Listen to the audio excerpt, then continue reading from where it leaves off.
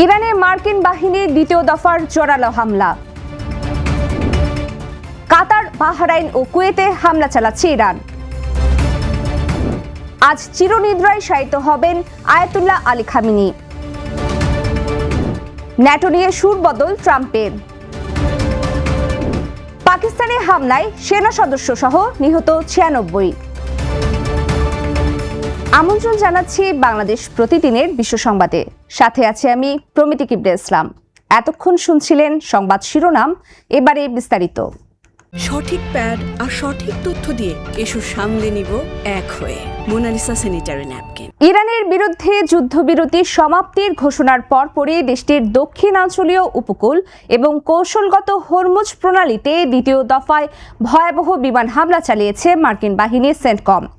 এবারের হামলায় বিমান প্রতিরক্ষা ব্যবস্থা, ক্ষেপণাস্ত্র ও ড্রোন সংরক্ষণাগার সহ ইরানের প্রায় 90টি গুরুত্বপূর্ণ সামরিক লক্ষ্যবস্তু ও স্থাপনা গুঁড়িয়ে দেওয়া হয়েছে বলে দাবি করা হয়েছে।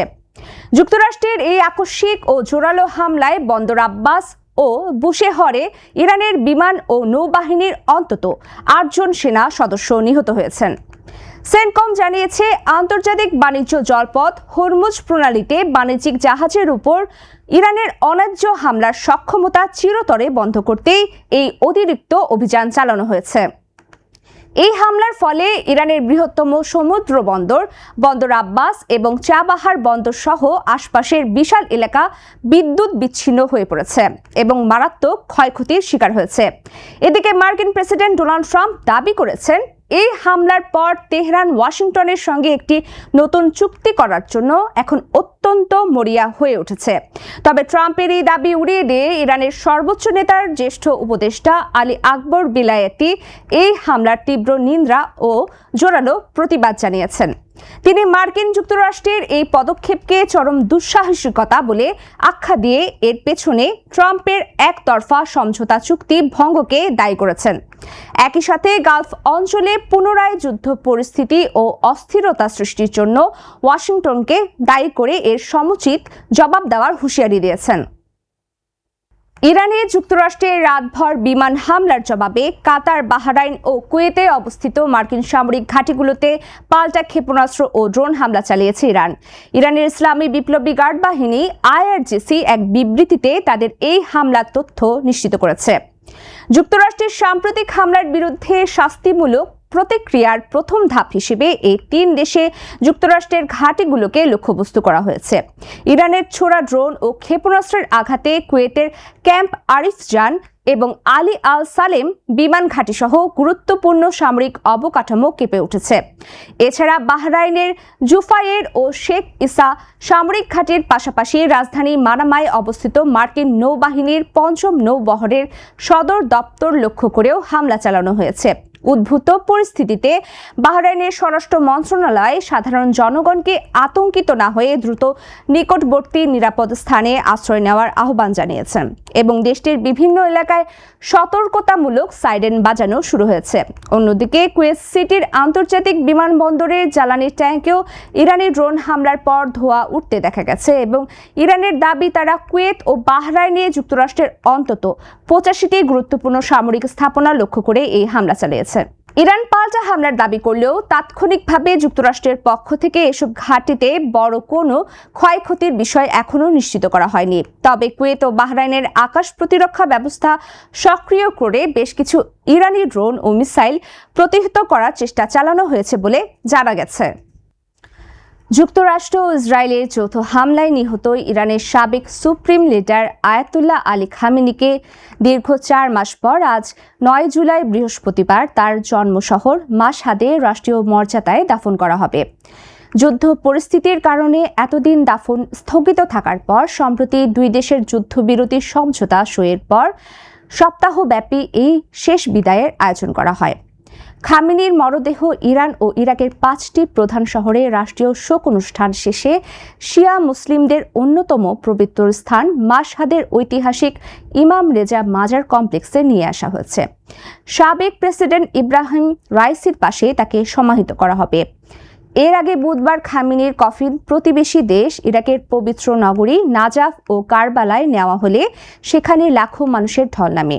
বর্তমানে হরমুজ প্রণালীতে যুক্তরাষ্ট্র ও ইরানের মধ্যে নতুন করে তীব্র সামরিক উত্তেজনা ও বিমান হামলার মাঝে এই দাফন কাজ সম্পন্ন হচ্ছে।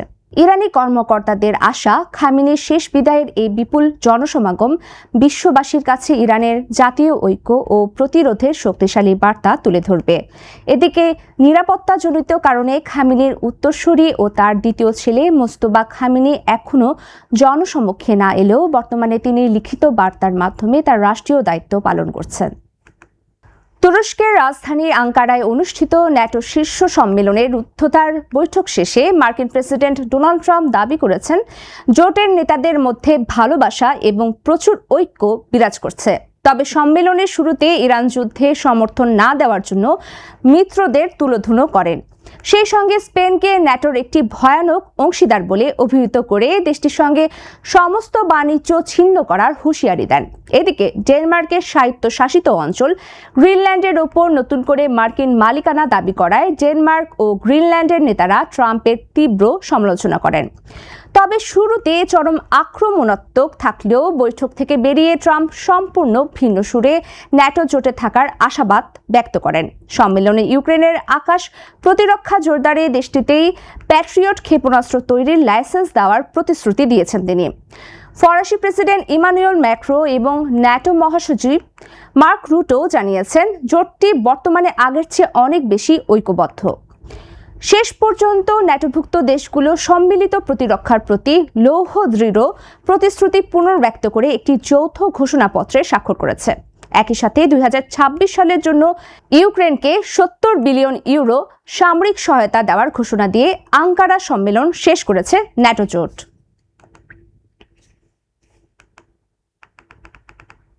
পাকিস্তানের দক্ষিণ পশ্চিমাঞ্চলীয় প্রদেশ বেলুচিস্তানে বিচ্ছিন্নতাবাদীর পৃথক 3টি সশস্ত্র হামলায় দেশটির 42 জন সামরিক ও বেসামরিক নাগরিক নিহত হয়েছেন এবং পরবর্তীতে নিরাপত্তা বাহিনীর পাল্টা অভিযানে অন্তত 54 জন বিচ্ছিন্নতাবাদী সন্ত্রাসী নিহত হয়েছে।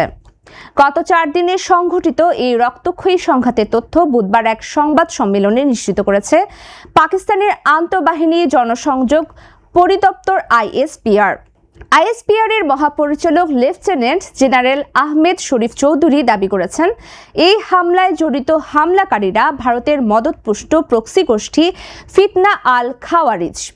প্রথম হামলাটি গত 4 ও 5 জুলাই মধ্যবর্তী রাতে হান্না উরাক এলাকায় ঘটে, যেখানে 4 বেসামরিক নাগরিক নিহত হন, এবং দ্বিতীয় হামলাটি হয় 6 জুলাই মাঙ্গি বাঁধের কাছে একটি পুলিশি তল্লাশি চৌকিতে। সেখানে প্রাথমিক লড়াইয়ে পুলিশের 9 সদস্য ও 15 সন্ত্রাসী নিহত হওয়ার পর জিয়ারতের পাহাড়ি অঞ্চলে নিরাপত্তা বাহিনীর জোরদার অভিযানের মুখে অবরুদ্ধ সন্ত্রাসীরা জিম্মি করা আরও 18 জন পুলিশ সদস্যকে নৃশংসভাবে হত্যা করে।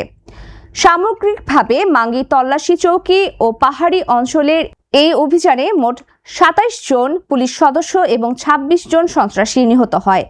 সংবাদ সম্মেলনে আইএসপিআর মহাপরিচালক কড়া হুঁশিয়ারি দিয়ে স্পষ্ট জানান যে কোনো সন্ত্রাসীর সঙ্গে আলোচনা করা হবে না, বরং তাদের সব সহযোগীকে খুঁজে বের করে চিরতরে নির্মূল করা হবে। এই ছিল আজকের বাংলাদেশ প্রতিদিনের বিশ্ব সংবাদ। সবশেষ খবর জানতে চোখ রাখুন বাংলাদেশ প্রতিদিন ফেসবুক পেজ ও ইউটিউব চ্যানেলে। এতক্ষণ সঙ্গে থাকার জন্য সবাইকে ধন্যবাদ।